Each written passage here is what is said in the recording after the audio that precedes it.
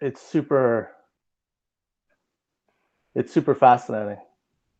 Hey, I love your I gotta say, man, like your production value, the website, the podcasting, the graphics, like you put a lot of time and effort into it. It shows. Like I hope, I'm Well, sure thank I mean, no, I don't know if you get a lot of feedback on that, but just from a visual and yeah, like, so it's super thank you strong. firstly, but it's the key bit from my mind is if you're going to talk to people about how to engage an audience, right, which is largely what I do, you've got to live this values yourself, and you've got to put an effort in and do it. And I just kind of there's no point in playing halfway in this space. You have to kind of engage with it and understand it and learn some stuff, and that it does take effort. But if you don't do that, I think it's a little bit like people doing comedy classes who say I'm really funny, and you go, I'll work that out for myself, thank you. Yeah, exactly. And inevitably they're not, right? So you have to live those values. And I think, so thank you. That is a core component of what I believe is important. If I'm going to tell other people about it, I should at least try and live up to those values myself. And yeah, I love I'm actually going to mention this, so it'll be a bit duplicitous, but the whole pre-flight vibe and the put the trays up kind of stuff. Like I'm like the worst. I love to fly, and but I find the whole thing just like theatrics, and I don't know. I guess it makes us feel better, but I don't know. I just love that whole vibe too. Yeah, it was all credit to my designer, because I gave her a brief of go find a theme for me that you think, and she came with 6 or 7, and that one just grabbed me immediately. Yeah, I think it's super smart. So a few people are trickling in. This is great. Hey, Bob, how you doing? Good, Mark. How about you? I'm doing great. Bob Christian. Hey, Chris. Hello, sir. Bob is an actual pilot, so we can make fun of pilots. We have to stop making fun of pilots now. Oh, you making fun of pilots? No, we're not. We're talking about the pre-flight. Hey,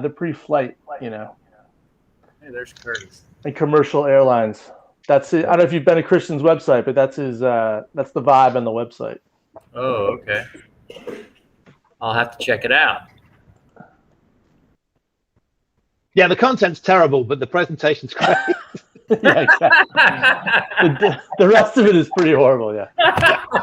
You wouldn't be going there for any other reason, but that's a good one to go there. So that's pretty funny.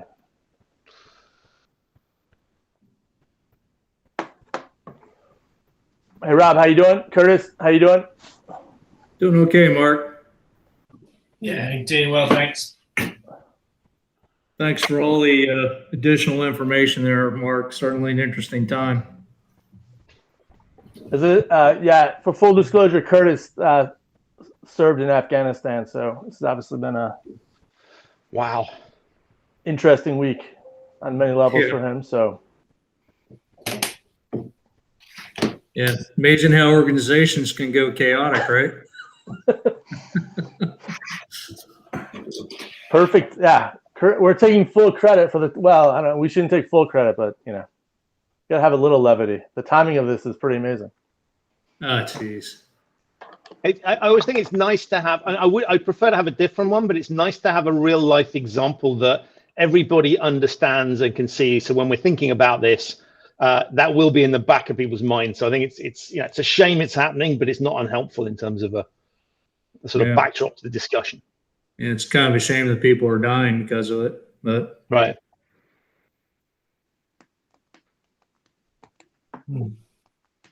Hey, Joe. Hey, Kate. Hi, guys. Are you calling in from Caitlin? Are you calling in from Argentina? I am, and I actually have to be on mute. I've had no Wi-Fi today, so I'm at a friend's house right now. So that's why you're seeing me no video and on mute, because the friend's house that I'm at is also on a phone call right now. No worry. I just we're south of the border. I love it. Yeah, excited to be here. Evening all. All right. Good to see everyone again. Well, I think we got a good group. We'll just turn it over to you, Christian. I mean, I'll just say 3 things. Everybody kind of knows the drill here, and we're going to chat for like 45 minutes. But I've been very interested in behavioral science and economics, and Christian's come to my attention.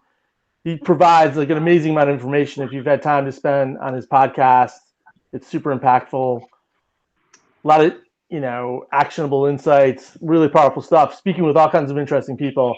And I think what's interesting too is that he brings a very kind of joyful lightness to this topic, which can otherwise be, pretty serious. And maybe, I don't know, maybe you won't agree with me, but I find it, he's more like, I like experts that are accessible, and I find Christian to be an accessible expert. So without further ado, I think, Christian, you're coming from somewhere in the United Kingdom, I believe. I'm in the center of London, just around the corner from the US Embassy, so I can see that if I stick my head out the window. So I love it. Our $1 billion embassy. I love it. Hopefully it's still standing. And it was still standing last time I took a look, Mark. Yeah, it seemed to be operational. Perfect. All right, I'll turn it over to you, and then we'll just chat for a bit, and then we're just going to open up to questions and have some fun. Amazing. Well, look, I just thought I would start with a little bit of a story as to how I got into what I do. And what I do is specialize in this subject of human risk. And I define human risk as the risk of people doing things they shouldn't or not doing things they should. And you'll notice there's a definition that's pretty loose because it's got words like things in it. And it covers a full range of everything from I'm intentionally setting out to commit fraud through to I'm a bit tired and I've screwed up. And that definition really encompasses the work that I do with my clients, which is really looking at solving what, because of that broad definition, I can say is the largest risk facing all organizations on this planet. Because when things go wrong, there is a human component involved, either people screwing something up in the first place or making it worse by the way that they react to it. And we tend not to look at this as a risk category. We tend to kind of think about what it is that people have done or not done, as opposed to looking at this broad category. And if you think about the organizations that are good at understanding people, those tend to be the ones that are in the physical space where it's safety critical. And there are lots of procedures in place to manage those risks of humans making bad decisions.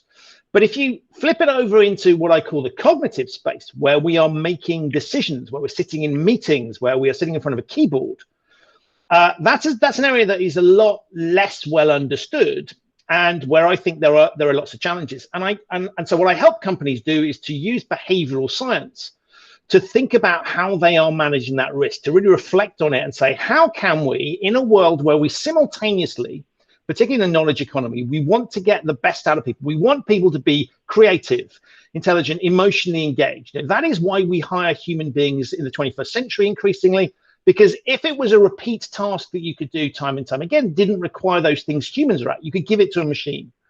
And so as we look in the 21st century, human risk is becoming more of a challenge, simply because we are putting at people's fingertips lots of tools that allow them to screw up on an even bigger scale.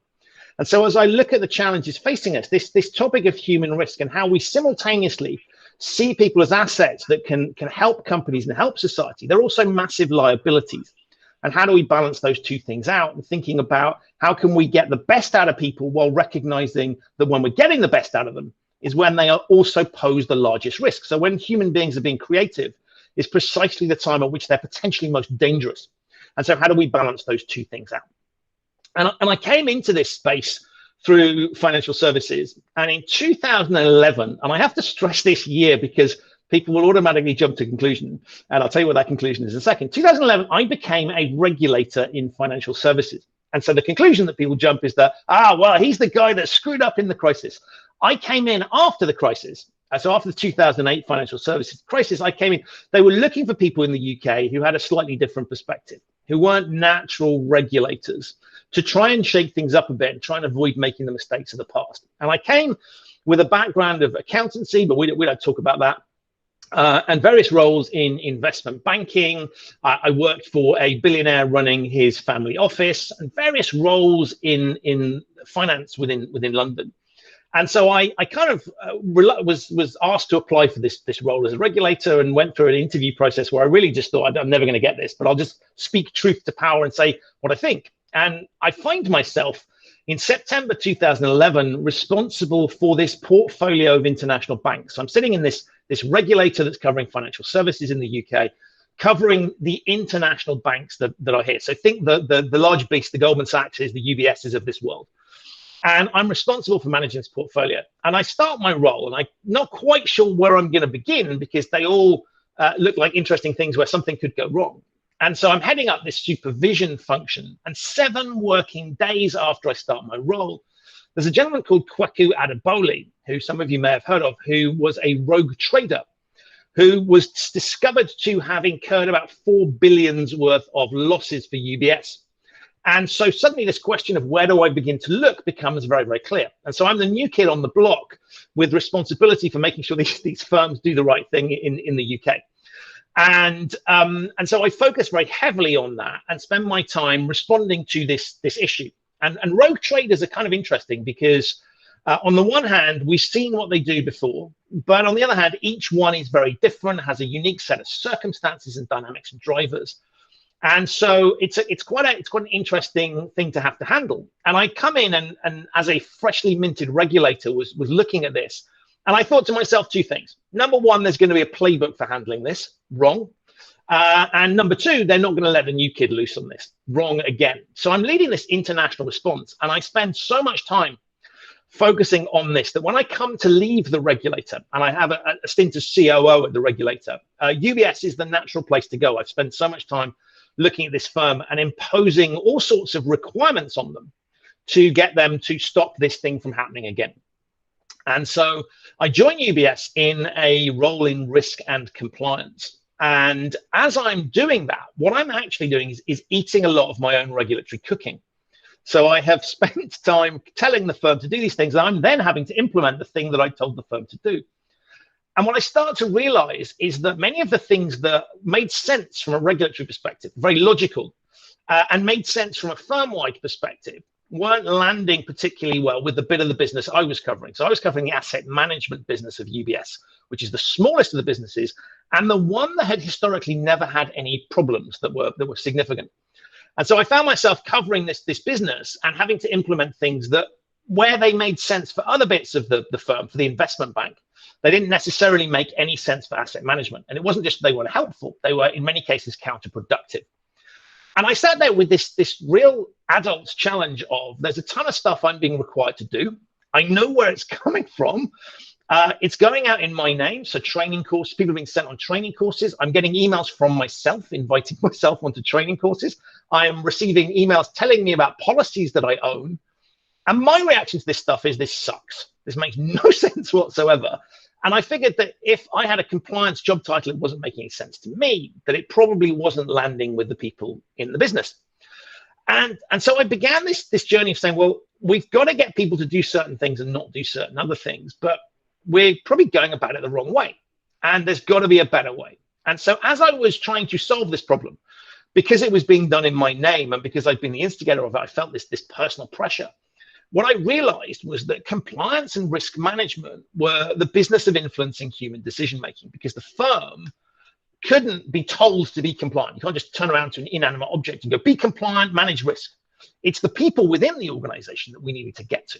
And as I started to reflect on the techniques that we, in common with other firms, were using, it occurred to me that if you were in any other context where you were trying to persuade people to behave in a particular way, that you were going about it, that it was not the way you would do it. And so I stumbled across this idea of behavioral science, because I thought if we're in the business of influencing human decision-making, then shouldn't we be copying the ideas that other people who are doing the same thing have? So advertisers, governments, transport authorities all use behavioral science in how they try and influence people. And so began this journey of bringing behavioral science to compliance and really looking at how we can influence people to do the things we want and not do the things that we don't. And where you get to very quickly on that sort of journey, particularly in a heavily regulated industry, is that you realize that a heck of a lot of stuff that's going on is not only unhelpful, it's counterproductive. And we have built up architectures over time that reflect a theory of how people ought to behave rather than realities that they're actually living in. So a good example would be, if I want you to do something, I'm going to put it in a policy, and I will make the presumption that you have the time, the interest, and the inclination to read that policy, therefore job done. But we know in reality that many of us don't bother reading instruction manuals, many of us don't pay attention to the things that we should do. So when you've got organizations running themselves on the basis of how they would like people to behave, rather than the way they're likely to behave, you shouldn't be surprised that these things don't work out. And as I started to look at this topic, I I realized it was much broader than just compliance and risk. And it went to a lot of the structures that we had organizationally, how meetings were run, the way we communicated, the presumptions that were made about human decision making were almost set up in a manner that was destined to fail because it really wasn't considering the reality. It was like we'd employed robots and not human beings. And so I went through this journey at UBS of really trying to shift that and owning potentially a solution to the problem. And so I was able to set up a behavioral science function there. And then after about a year of doing that within the firm, I realized there was a much larger adventure out there, and that the problems that we had in that little microcosm also existed for people in a ton of other industries. And so at the moment, what I do is I work with everybody ranging from chemical weapons inspectors, pharmaceutical companies, banks, obviously, and a range of different industries to try and solve this particular problem. And what you realize is that we are spending a ton of money on processes that are just not effective. And so if you looked at the way compliance functions, risk functions, even HR functions, anybody within the organization that's trying to influence human behavior, if you were to assess them on the same basis that we would assess the marketing function, where you would not be allowed to run an advertising campaign if you didn't have some idea about the effectiveness of what you were doing. I mean, if somebody running marketing said, I want to spend a couple of million on this campaign. I have no idea what I'm doing. I don't know if this will be effective or not. Let's just try it. Chances are you'd be fired pretty quickly for being incompetent. And yet when we think about compliance and HR and audit and a ton of other functions, very often they are doing the same thing. They're just doing it to an internal population. And so what I focus on is really helping organizations to think about that differently and say, well, how can we reflect the realities that people are operating under, the realities of the human brain, and design things in a way that makes it more likely they'll get good outcomes and less likely there will be bad ones. And so the core of what I do is around compliance and sort of risk management rules within companies, but actually it takes me into some interesting spaces where we think about things like recruitment policies and how we think about those. We think about decision-making structures. So composition of boards, the structure of meetings, the sorts of discussions that we have. Because if you think about those things, they're actually also setting us up to fail. Think about your average meeting. When you turn up to a meeting, what's the first thing that typically happens is you go through the minutes of the previous meeting. And if you've ever been to a series of meetings and thought this feels like Groundhog Day, that is your answer. Why? Because what we're doing is we're starting the next meeting, reminding ourselves of what happened in the previous meeting. And so if the previous meeting was a complete disaster, or we just went round and round in circles, we are setting ourselves up to do the same thing. And we can think about structures that involve dominant chairs of meetings. All of these things lead to bad outcomes. They don't lead to particularly good outcomes because they're not structured to do that. They're structured for consensus, which feels great, but actually doesn't give us a range of different perspectives and views in the room. And so what started as a very tight mission to really look at how we can improve, how can you get better bang for buck in compliance, has actually become a much broader question of how do we get the best out of our human capital in the 21st century, recognizing that that human capital has the potential to cause risk. And if we think about even things like technology, things like algorithms, you would say, well, an algorithm, that's a machine, it's nothing to do with human beings.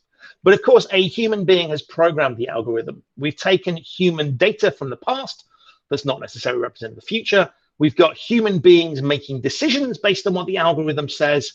And so for all of those reasons, even when you've got technology, even when you've got a risk that doesn't look like it's human, there is a human component associated with it.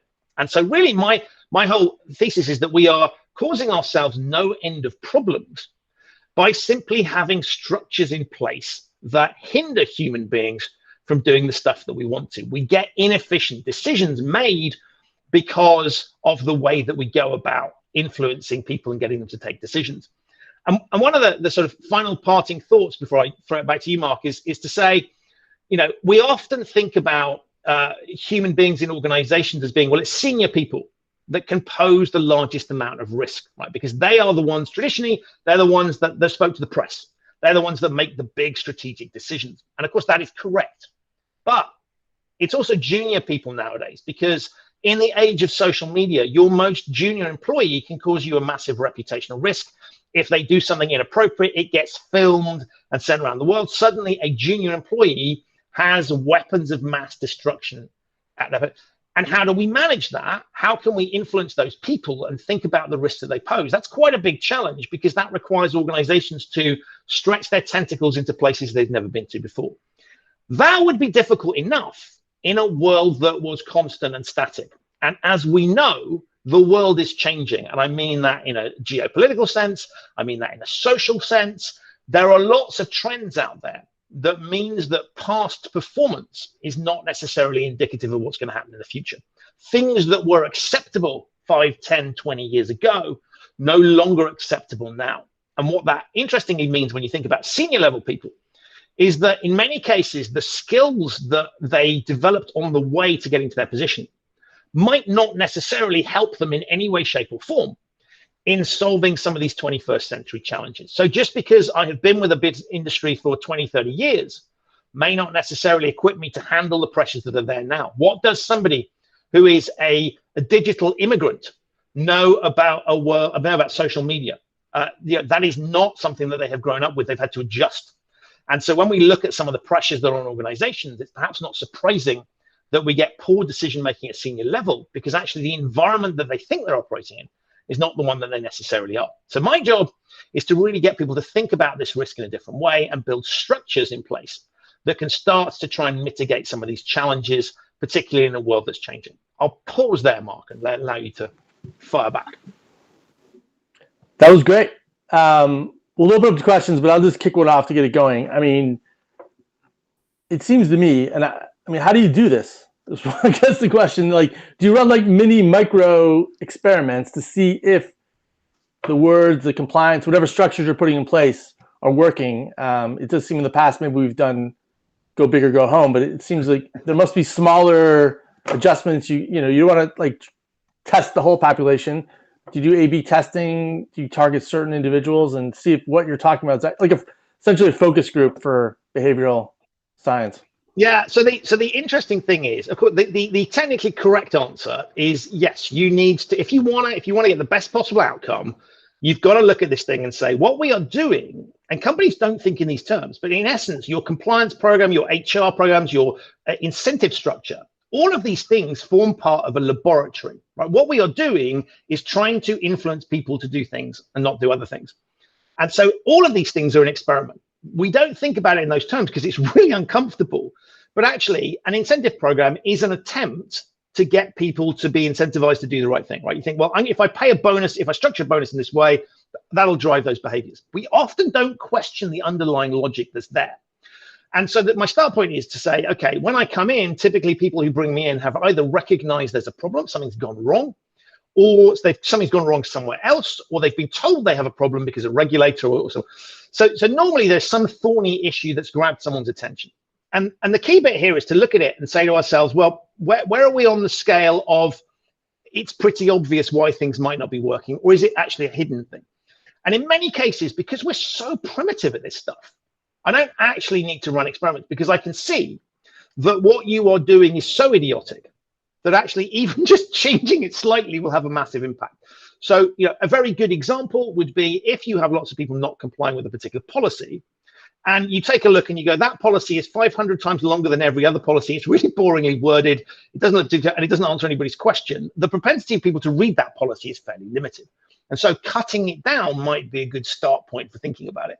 So many of the things that I'm doing, it's really, really obvious why it might not be helpful. So sure, if we want to optimize, and this really relies on what outcome we're looking for, there are some things that we absolutely need 100% compliance on, where either for a legal reason or maybe a moral reason, I don't want bullying, I don't want sexism, I don't want racism, there I will have zero tolerance. That's a different outcome to something where you might say, look, we as an organization believe we want to support the environment, we want everybody to recycle.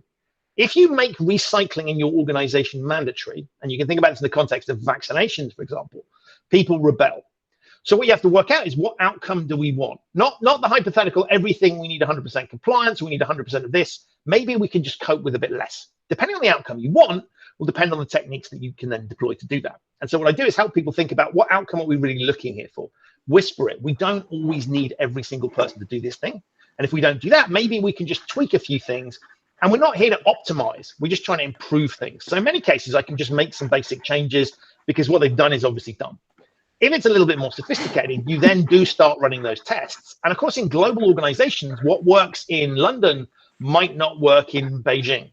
And so there's difference. And even in between, my side of the pond and where the majority of you are, there are fundamental social differences, and messaging comes out differently. So you have to think about all these factors. But you're right. I see it as organizations are running experiments. And so we have to work out how reliable is the data that we've got from those experiments? How much do we want to play with this? What can we afford to do from a political, from a sort of moral perspective? There's lots of things companies could do to their employees, but is that going to irritate the employees and not get the best outcome? So because we're trying to influence humans, we've got to think about how humans will react to that.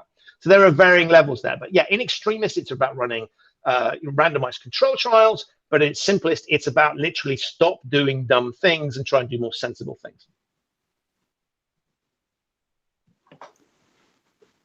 Curtis, you want to go ahead?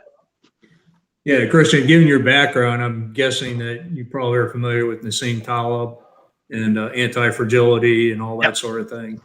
Yeah, so kind of listening to you, one of the things that strikes me is, we have built our systems around normal distributions and optimization, which is great until things hit into an anomaly, right? At either end of the spectrum. And then you have catastrophic results. And then kind of what you're talking about, this behavioral shaping that we're trying to do actually makes you less resilient, right? And it makes you less disruptive, because that's the other thing. I get sick of people talking about disruptive thinking, and disruptive thinking typically doesn't come out of a board process, right? Or a brain, you put 20 people in a room and try to come up with something disruptive. Most of the disruptors, tend to be the individuals who really do think completely out of the box, and they actually break all the rules that you set up to normalize behavior. So what's your thought on that? So lots of thoughts. I mean, the first one is, and again, this is, I turn around to people and go, there are some rules where you actually need your population to break them. Right? Mm-hmm. I want to have a certain amount of non-compliance. Why? Because that's people stress testing the system for me. Now, if I'm operating in the nuclear power industry, there are certain things, under no circumstances do we want people crossing certain lines. But there are lots of other examples where actually it's quite helpful. You'll know you've calibrated the rules correctly when you've got people doing that and challenging it and thinking about when people, I always look at it with policies and procedures. If you have one or two people breaking a policy or not following a procedure, and everybody else does, you've got a people problem. If you've got hundreds of people not following it, you have a policy or rule problem. And we often think about when things go wrong in organizations, the focal point is on human beings. Who can we point the finger at? Which idiot screwed up? But actually, maybe it's your environment that's driving that particular behavior. And so I like to flip that lens around a little bit and say, sure, if we've got someone that's consistently breaking all of our rules, doing things we don't want, that is a problem. But if we have a few people actually crossing lines occasionally, that's useful information that we can use. And one of the things I think is fascinating in the 21st century is that when things go wrong in organizations, someone somewhere will have known something. Now, they may not have had a clue of exactly what was going to happen, but there would have been a clue somewhere. And I think we are terrible at using that as an advanced radar. So if you take a customer services business, the people in the call center or on the front line will have a sense of what is irritating customers, what's putting them off. That may be invisible. If you don't tap into that, then you're missing the opportunity to catch an early warning thing. And I think as we look at organizations, as well as people being a risk, I look at them and saying, actually, if you tapped into their knowledge and you could find ways to capture what they know, you could find that's a much better way of building resilience. Use your human capital to act as an early warning system. But of course, most organizations will go, we will make decisions at the senior level. What are these junior people know nothing. They have no experience. That's not true, right? They're on the front line. They're seeing stuff. And I think so that for me is an example of where we need to change how we think about information flows and tapping into what is much more realistic expertise on the ground that often is missing in the boardroom. The other thing I would say is in terms of resilience, if you look at a lot of the models that we use to run businesses, so just-in-time supply chains look like a good idea in theory, but in practice cause you all sorts of problems when things can't be delivered just in time. You get a ship stuck in the Suez Canal as an example. You have a war somewhere. things aren't going to work out, or COVID, things aren't going to work out the way you expect them to. And I think we use lots of theoretical models. Economics would be a good example. Accounting standards might be another one. Some of the compliance presumptions. We cleave to some of these models, and then we build businesses around that using conventional wisdom. The trouble is, if we don't start to question those, we are going to find ourselves really stranded, because if the presumptions in those models are wrong, we can find ourselves in a really, really bad situation. And I think, COVID, the exact manifestation, not predictable, but was it predictable there might be disruptions to people's business along the lines that we've had? Absolutely. Was a pandemic predictable? Yes. So, I think there's no excuse for not being prepared and not challenging wisdom. And so when I look at, Taleb's theories, I think there's a lot of really good stuff in there that just doesn't make it into corporate thinking. And so we're stranded in a world where we kind of know that these things have flaws, but we're not very good at picking them apart. We'll pick them apart when it's too late, when something has already gone wrong.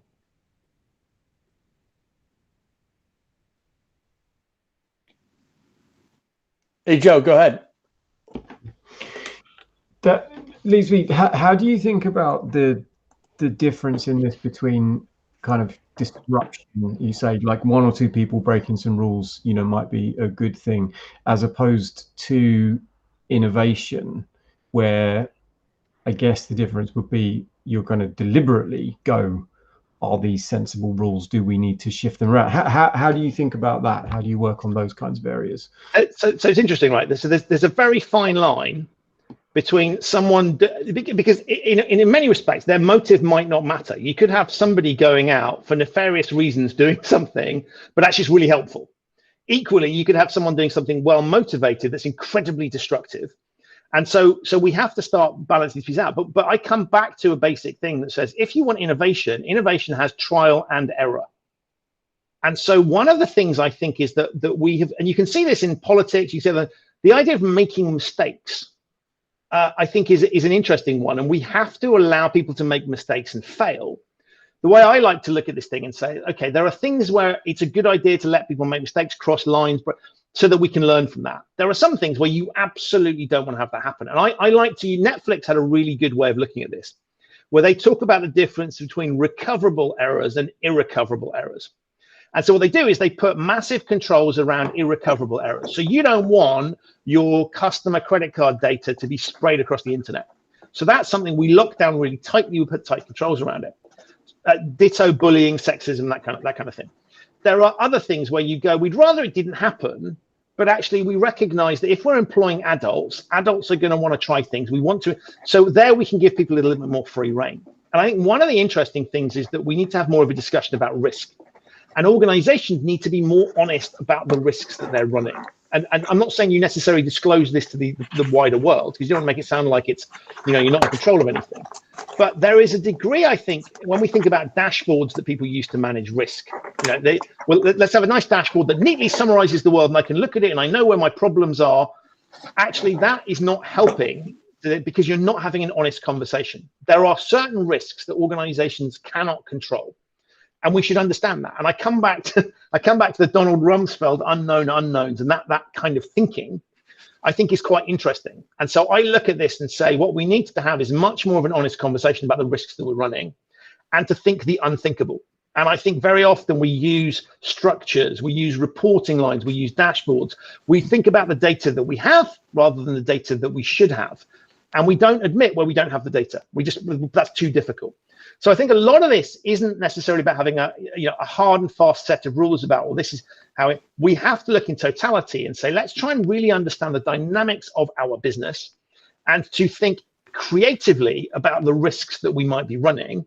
And if we start to think about that and we open ourselves up to having unpleasant conversations, the stuff that is totally out of our control, that starts to get you an interesting place where you can really review and say, well, actually, this is what I find, this is a sort of acceptable kind of mistake.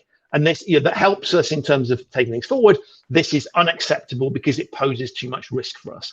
And so what I try to do with people is open them up to that way of thinking. And that is not as easy as it might sound, because what you're doing is tearing up existing reporting structures, existing discussions. There's a whole lot of conventional wisdom that companies have been run on. Breaking that up is quite hard, particularly where you've got, there's a long legacy. you get the sort of logic. When I was at the Bank of England, which is when the regulator in the UK was broken up, and part of it went to the Bank of England, which is where I ended up. I had a great conversation with someone, and they said, stop asking all of these questions, because this organization isn't where it is today because people like you have been asking questions like that.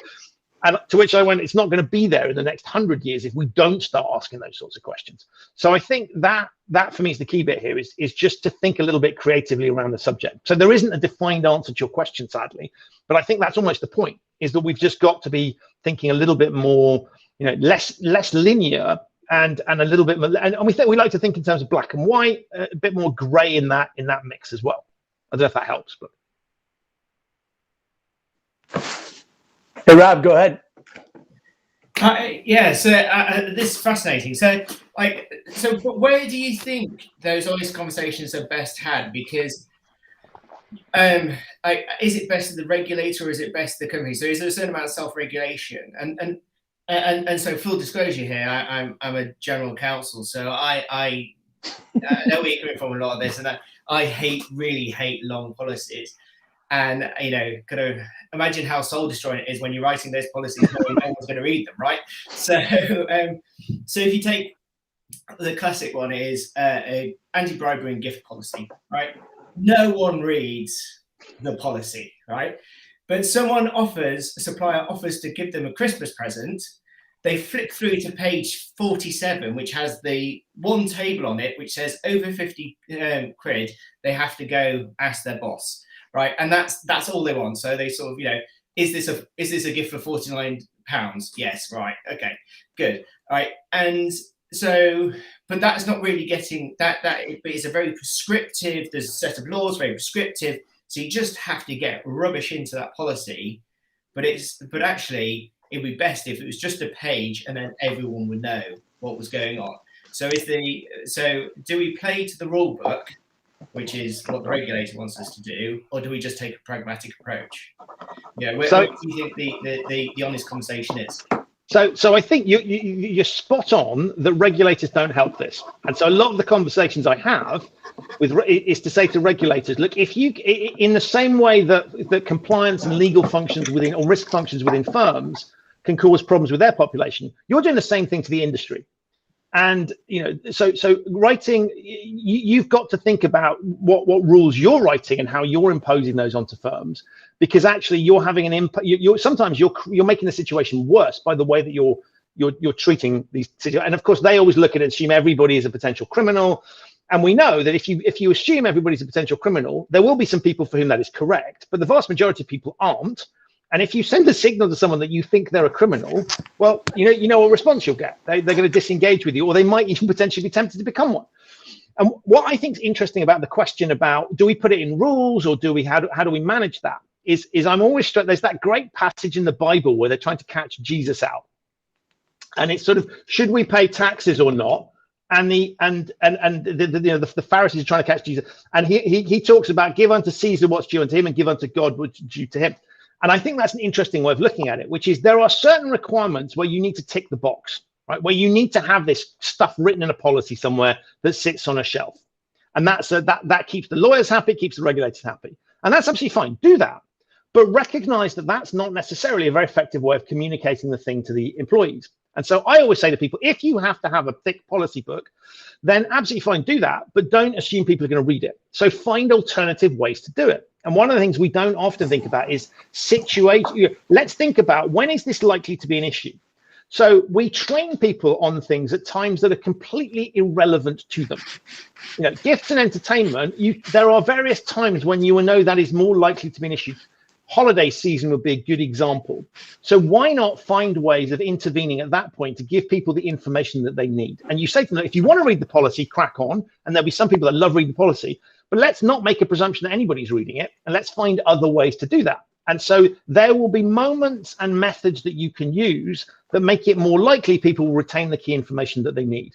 And I think the challenge that we've got is, if you just say to people, you just need to read the policy, that's not a very human response. And you will get people, I always say, if people are spending a lot of time reading a policy, it's for one of two reasons. Either they genuinely want to know what they can do, or they're looking for opportunities to arbitrage the rules. And it's sometimes hard to tell which is which. But I would say policies, to me, create a world where people don't have to read the policy. Just like the iPhone, you don't need to read the instruction manual. It exists online, but that's for geeks and people who really want to read that stuff. The average person can crack on and use the phone without having read it. And that, for me, is the missing piece here, is that we try and fudge those things. And I think you sometimes have to recognize where there are different taskmasters, and what pacifies regulators isn't necessarily going to deliver what's needed on the ground. Hey, Christian, most everybody in this call, everybody in this call actually is like an entrepreneur. They're working for entrepreneurial companies, or they've got some side projects. Curious if you have some thoughts on releasing a new product or changing an existing product. So say New Coke, or if you change your logo, like Tropicana, I'm trying to get it international, or like the Super League, right? Which I think is a wonderful idea, but nobody liked it. So how do you, these ideas of changing what your customers want or expect, et cetera, but you need to push the company in the new direction, or you want to introduce a new product or service. Do you have some thoughts around that in terms of influencing human behavior?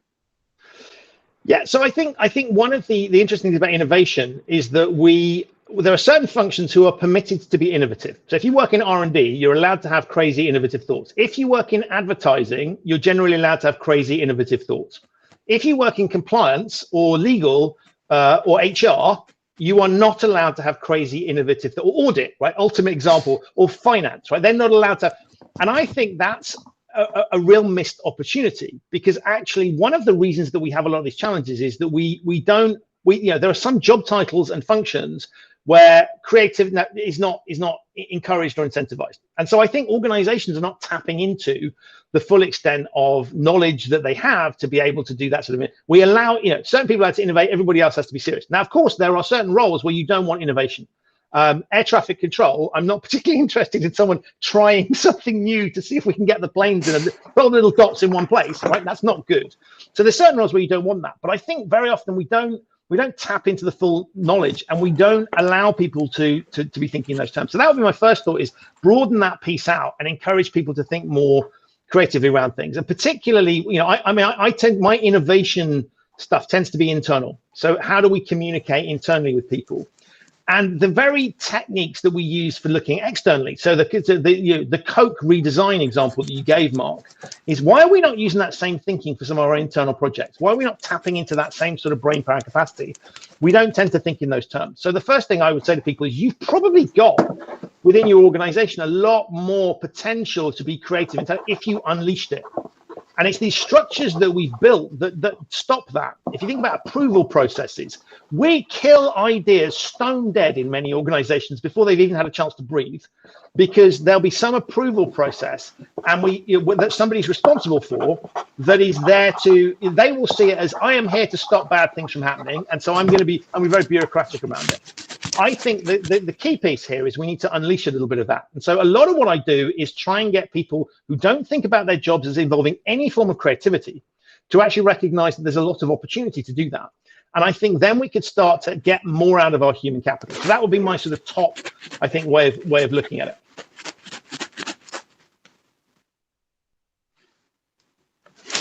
I'll do one more, if anybody, or Bob, go ahead.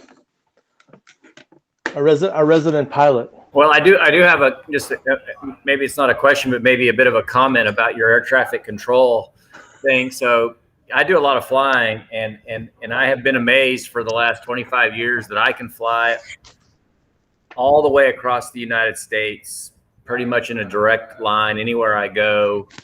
Of course, they might move you a little bit for weather or for traffic until you get to Charlotte, North Carolina, and then they will vector you around the traffic that might be there 3 days from now.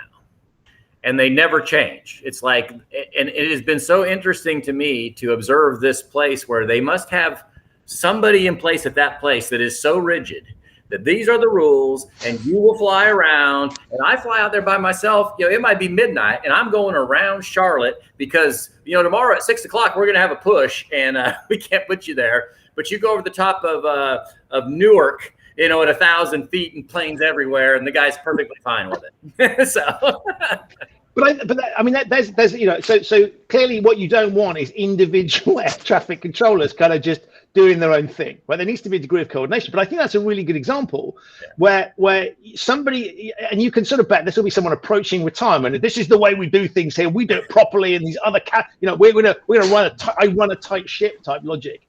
And I think that's a really good example of people who probably for very good reason are not thinking. Right, they are just, it's execution only, and they're just doing exactly what they've always done.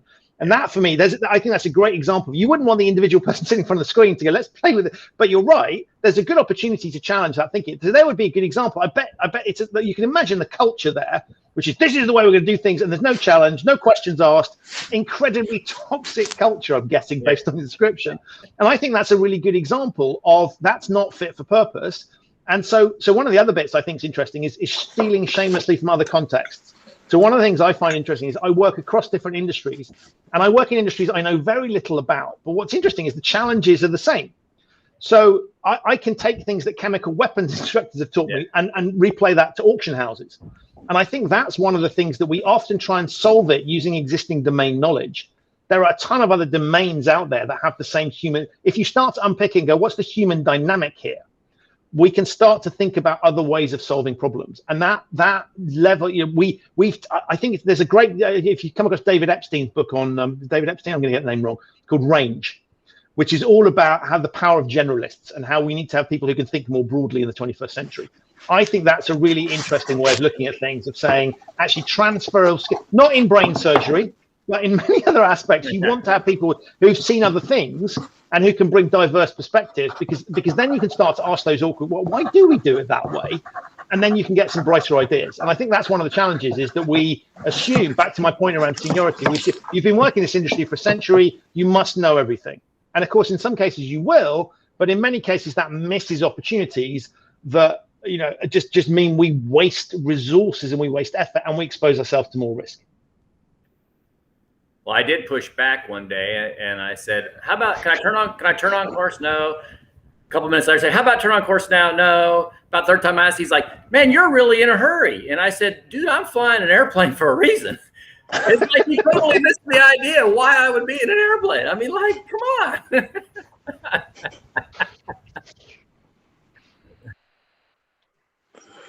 All right. Well, that was great.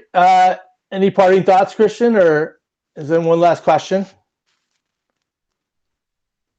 I'm actually going to read more compliance books, I think, for fun, to make Rob Christian I think actually, Rob, do you want to sorry, maybe Rob's got one last question here.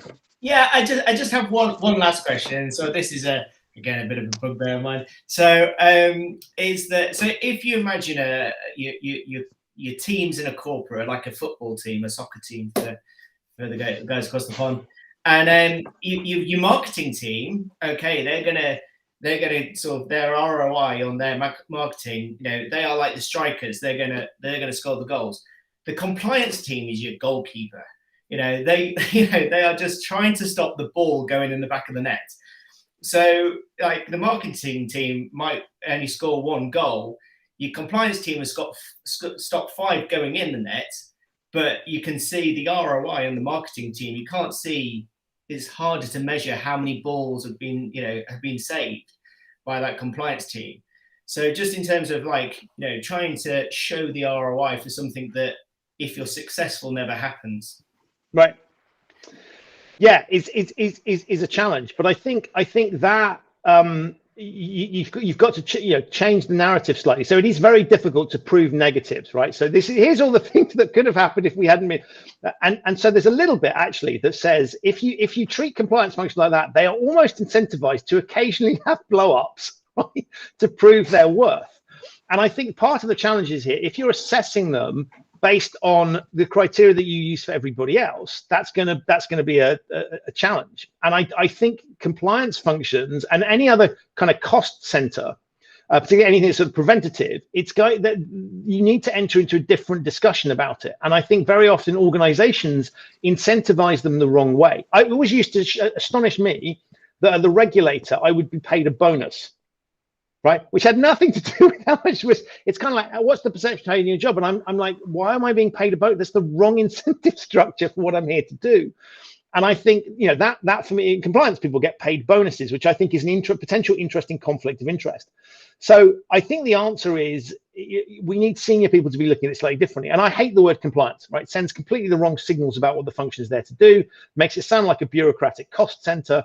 So there's a lot of things I think those functions can do to reposition themselves, but they need to come up with a narrative. And I think the narrative of, well, you have to have a so just suck it up is often the one that's used. I'd be trying to find a much more positive narrative to get people to look at you slightly differently. Because if they are looking at you as to visible outcomes, that's going to be highly problematic because many of those are not visible. And that's the challenge. But you say it all depends how you position yourself. And I think many organizations don't get the best out of their compliance function because they're not thinking about, well, what are we actually employing these people to do? And how can we find ways to incentivize them? We will apply the same logic that we apply to sales and marketing to other functions, and that just doesn't work. And that's what I mean about traditional structures. Maybe you need a different way to assess their competency and their output than the one that you use for everybody else. And that, of course, is difficult. Feels a lot harder, so those people don't want to go there. But I agree with you, that is a major challenge for those functions. So I would be playing if I was in those functions, I'd be trying to play a different game, right? Do not allow yourself to be boxed in that thing because it's a game you can't win. That's where the goalkeeper scorpion kit comes in, isn't it? So that's the creative. Yeah. Right. Yeah. So yeah, we all know what happened to that Colombian goalkeeper, don't we? So maybe not. All right, that was great, Christian. Thanks for making the time. It was good to see everybody. Hey, Christian, is it cool if I share your email address with the group? Share away, sir. Absolute pleasure. I love this. I love this stuff. As you recognized, I'm not in this business because I went, what would be a fantastic business opportunity? I was like, I see this as a real problem. I'm passionate about trying to solve it. So I love having conversations with people. Feel free to connect with me on LinkedIn, Mark. Throw out whatever contact details you want. I'd be delighted to stay in touch with as many of you as you want to. All right, perfect. Hopefully we can all meet up at the U.S. Embassy in London and, you know, Bob can fly us over in 2024 or something. All right. Thanks, everybody. Talk to you soon. Ciao. Thank you. Bye.